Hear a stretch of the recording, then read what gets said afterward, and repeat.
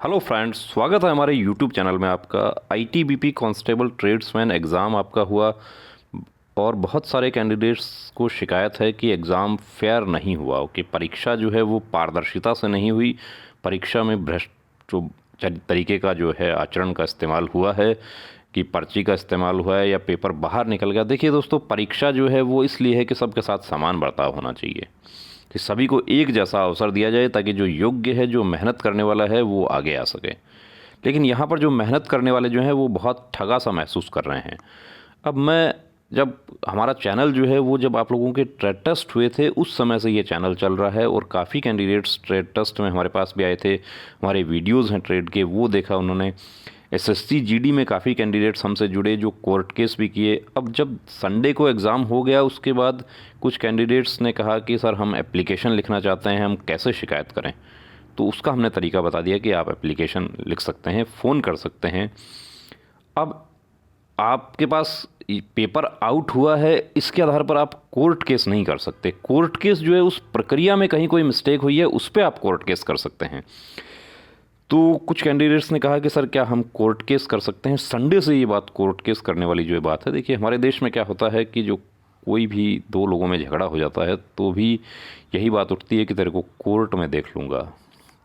तो न्यायपालिका जो है हमारी, उस पर सबसे ज़्यादा देखिए भरोसा होता है।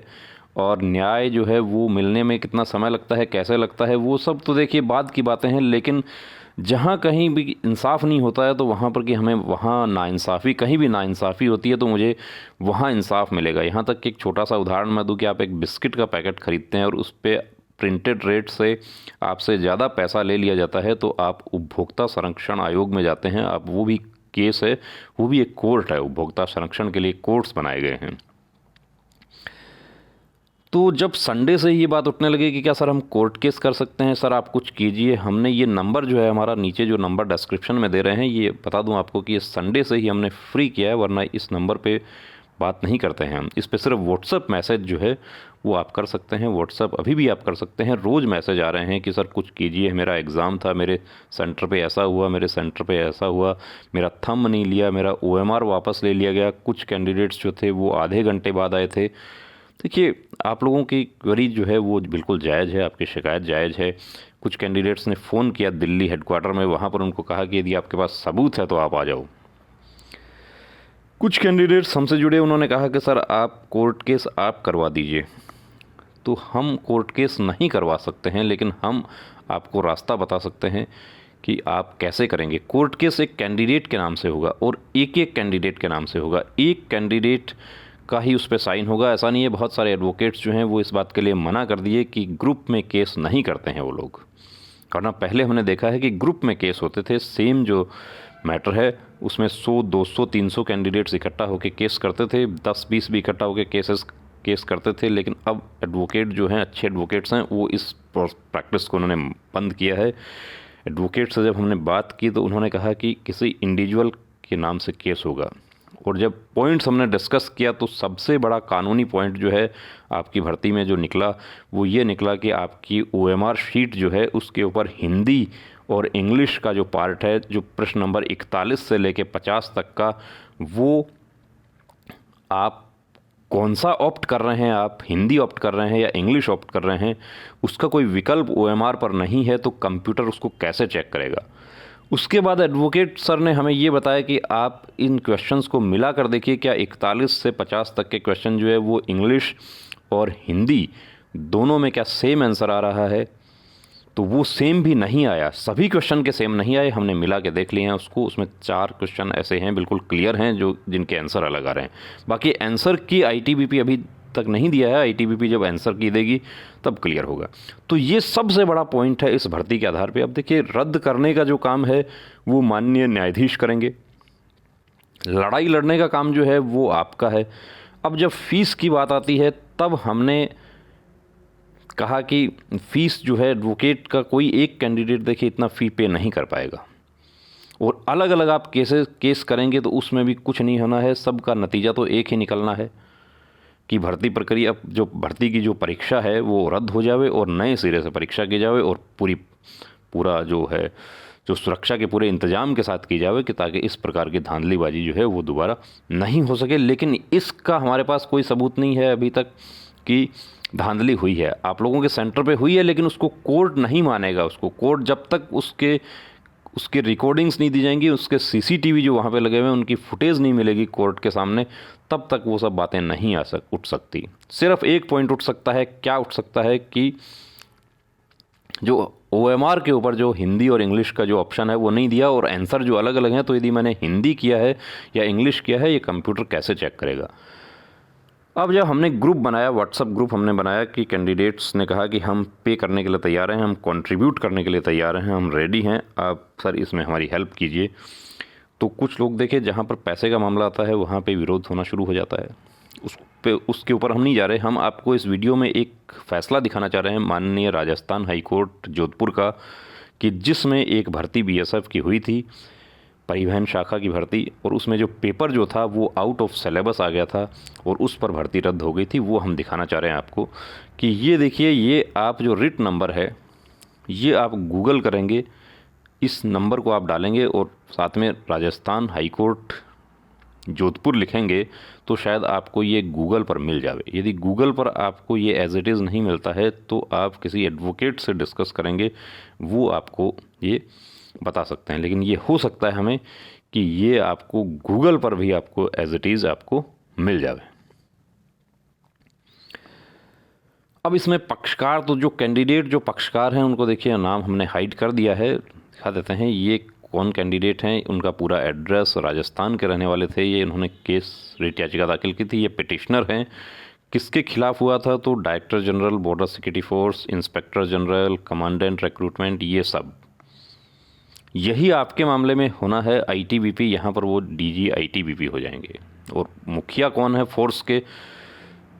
ITBP DG मुखिया हैं, तो उनको पक्षकार बना के ये सब मैटर जो है, प्लस यहाँ तक कि जो आपका परीक्षा करवाने वाली एजेंसी है उसको जवाब देना मुश्किल हो जाएगा इसमें, कि कैसे ये कर दिया गया कि हिंदी और इंग्लिश का ऑप्शन ही नहीं रखा गया OMR के ऊपर। क्या इतना लापरवाही हो सकती है एग्ज़ाम करवाने में?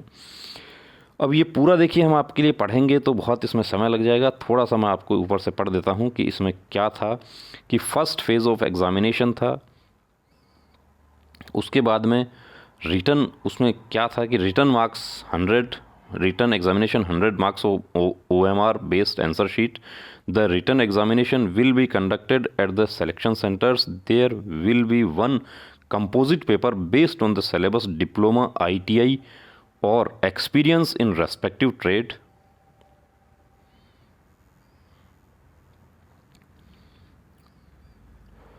Duration of technicians for 2 hours duration and will be objective type multiple choices. Qualifying mark in written examination for general and OBC category 35% था और SC ST कैटेगरी के लिए 33% था। और सेकंड फेज़ तो जो था उसमें PT PST टेक्निकल ये जो था उसका ट्रेड टेस्ट और may be restricted to the 10 times, ये वैकेंसीज़ के बारे में आगे बताया गया है। अब मैं यहाँ पर आपको एक बात बता दूँ कि इसमें पॉइंट क्या था कैंडिडेट का। इसमें पॉइंट ये है था कि जब एग्ज़ाम हुआ, जब एडवर्टीज़मेंट आया, उस समय एग्ज़ाम का सिलेबस दिया था कि टेक्निकल जो भी आप इलेक्ट्रीशियन से आप आवेदन कर रहे हैं तो इलेक्ट्रीशियन के 100 क्वेश्चन आपको करने होंगे। आप पेंटर से कर रहे हैं, आपको पेंटर के 100 क्वेश्चन मिलेंगे। लेकिन जब एग्ज़ाम आया तो उसमें रीजनिंग, मैथ, GK, हिंदी ये सब आ गया, और उसको चैलेंज करते हुए कैंडिडेट ने जो रिट याचिका दाखिल की, इसका लास्ट में फैसला आपको दिखा देते हैं। माननीय न्यायाधीश महोदय ने इसमें क्या लिखा।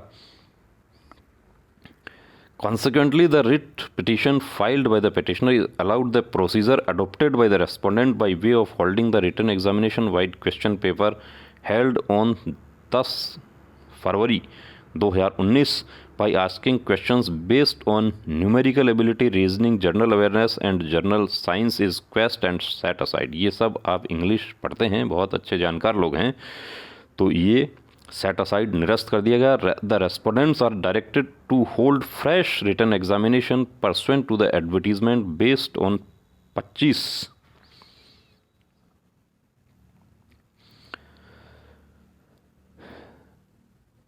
25 मई 2018, 25 मई 2018 को एडवर्टीज़मेंट निकला था और फरवरी 2019 एग्ज़ाम हुआ था, वो एग्ज़ाम कैंसिल हो गई। उसके बाद में अगस्त 2019 में एग्ज़ाम दोबारा से ये लगा, ये दोबारा एग्ज़ाम लगा। अक्टूबर में इनके दूसरा चरण हुआ और कोर्ट के आदेश पर वो पहले वाला जो था वो रद्द हो गया, एग्ज़ाम दोबारा एग्ज़ाम हुआ। तो दोस्तों ऐसी बात नहीं है, देखिए कोर्ट की जो ताकत है वो आप लोग जो है उसको आपने हल्के में नहीं लेना है। कि कोर्ट केस के बारे में जब हम बात करते हैं कि यदि नाइंसाफ़ी हुई है तो हमारे पास एक ही रास्ता है कि हम माननीय उच्च न्यायालय में रिट याचिका दाखिल करें। अब रिट याचिका दाखिल करने के लिए कोई आगे आना ज़रूरी है, कोई एक कैंडिडेट भी आगे आएगा जिसका सिग्नेचर होगा वहाँ पे। अब इतना फीस एडवोकेट का हाई कोर्ट लेवल पे एक कैंडिडेट, देखिए सिर्फ एग्ज़ाम का जो पेपर जो है वो कैंसिल करवाने के लिए कोई नहीं इतना खर्चा उठा सकता। उसके कंट्रीब्यूट के लिए जब हमने बात करी कैंडिडेट से तो बहुत सारे सवालिया निशान हमारे ऊपर ही उठाए जाने लगे। देखिए हम उससे जो है, हम यदि अपनी जगह सही हैं तो हमें उन सब चीज़ों की कोई परवाह नहीं है। ये सिर्फ़ और सिर्फ आपकी जानकारी के लिए है। जो आप लोग मेहनत कर रहे हैं कि उसका आपको रिज़ल्ट्स मिलें, उसके लिए ये सब है। अब आगे फ़ैसले जो हैं वो आपको करने हैं। हम ये वीडियो सिर्फ इसलिए दिखाए कि कोर्ट से कुछ कैंडिडेट्स ने हमसे पूछा कि क्या ऐसा हुआ है कि पहले कभी एग्ज़ाम कैंसिल हुआ हो और एक कैंडिडेट ने ही केस किया हो। कैंडिडेट आपके सामने एक ही केस किया है, लेकिन वो सब भी कंट्रीब्यूट करके कैंडिडेट्स किए थे। ऐसा नहीं है कि इस अकेले कैंडिडेट ने ये सब भार अपने ऊपर उठाया हो। और जैसा भी हुआ है, देखिए उसके बारे में हमें यहाँ डिस्कस नहीं करना है। यहाँ हम जो डिस्कस करने जा रहे हैं वो पॉइंट ये है कि आपका जो लीगल पॉइंट है कि आपकी ओएमआर पर हिंदी और इंग्लिश दोनों होने चाहिए थे, तो वो बिल्कुल होने चाहिए थे। क्योंकि आपका जो एग्ज़ाम का जो सिलेबस जो बना था, जब एडवर्टीज़मेंट खुला था 2017 में, उसमें ये साफ लिखा हुआ है कि 10 क्वेश्चन हिंदी के होंगे और 10 इंग्लिश के होंगे। तो उसको ओएमआर पर कैसे ऑप्ट करेंगे ये क्यों नहीं लिखा, सिर्फ इसी पॉइंट पर आपका एग्ज़ाम जो है वो कैंसिल होने के फुल चांस है। अब कैंसिल करने के लिए आपको आगे आना होगा और कैंसिल करने का जो लड़ाई है वो आपके एडवोकेट लड़ेंगे और कैंसिल का आदेश जो होगा वो माननीय न्यायाधीश देंगे और उसका विरोध जो है उस प्रक्रिया का पूरी का वो आईटीबीपी को करना होगा और प्लस आपका जो एग्ज़ाम करवाने वाली एजेंसी है उसको करना होगा। तो वो उसके लिए क्या दलील देंगे कि हमने क्यों ऑप्शन नहीं दिया, क्या हम कभी नहीं देते, क्या एनिमल ट्रांसपोर्ट और जो मोटर मैकेनिक और ये सब जो भर्तियां पहले हुई हैं आईटीबीपी की, क्या उनमें भी ऐसा ही परिपाटी चली आ रही है? तो वो सब आप बेहतर जानते हैं, आप एग्ज़ाम देते रहते हैं। तो दोस्तों जो उंगली उठाई जाती है यदि कहीं भी, तो उंगली उठाने से पहले जो है 3 उंगलियां जो होती हैं हमेशा इंसान की खुद की ओर होती हैं। कुछ लोगों ने देखिए हमारे हम इस मुहिम से जुड़े कोर्ट केस वाली से, तो हमारे ऊपर सवालिया निशान उठाने शुरू कर दिए, हमारे ऊपर उंगली उठाई। तो वो 3 उंगलियां जो है, हम किसी की तरफ भी देखिए उंगली उठाते हैं तो 3 उंगलियां हमारी तरफ हो जाती हैं। यदि आप इस तरीके से उंगली किसी की तरफ उठाएंगे तो ये आपको ही पता है कि ये 3 उंगलियां जो है ये आपके खुद की तरफ होती हैं और ये आपका अंगूठा है, ये आपको पता है, ये आपका हाथ ऐसे होता है कि ये कौन है तो ये कौन है, इससे पहले 3 बार सोचना चाहिए कि मैं कौन हूँ। उसके बाद भी यदि कोई डाउट है तो नीचे डिस्क्रिप्शन में हमारा नंबर दिया जा रहा है, आप उस नंबर पर कांटेक्ट कर सकते हैं, आपके और डाउट आपके क्लियर कर दिए जाएंगे। लेकिन अनावश्यक मैं कौन हूँ, मैं क्या हूँ, कौन बोल रहा है, इसके लिए उस पर कॉल नहीं करें। तो दोस्तों वीडियो आपको कैसा लगा कमेंट करके ज़रूर बताएं। यदि आपने चैनल को सब्सक्राइब नहीं किया तो प्लीज़ सब्सक्राइब करें कि ये चैनल आपके लिए भर्ती से जुड़ा हुआ आपका रास्ता है, जो वर्दी तक पहुंचाने का आपका जो रास्ता है उसके लिए हम लोग प्रयासरत रहते हैं। हम प्रयास करते हैं कि हमारे प्रयासों से और आपकी मेहनत से किसी को वर्दी मिलती है तो बहुत खुशी होती है। तो दोस्तों अब रुकना नहीं, अब थमना नहीं, अब ठानना है, वर्दी को हर हाल में पाना है। जय हिंद।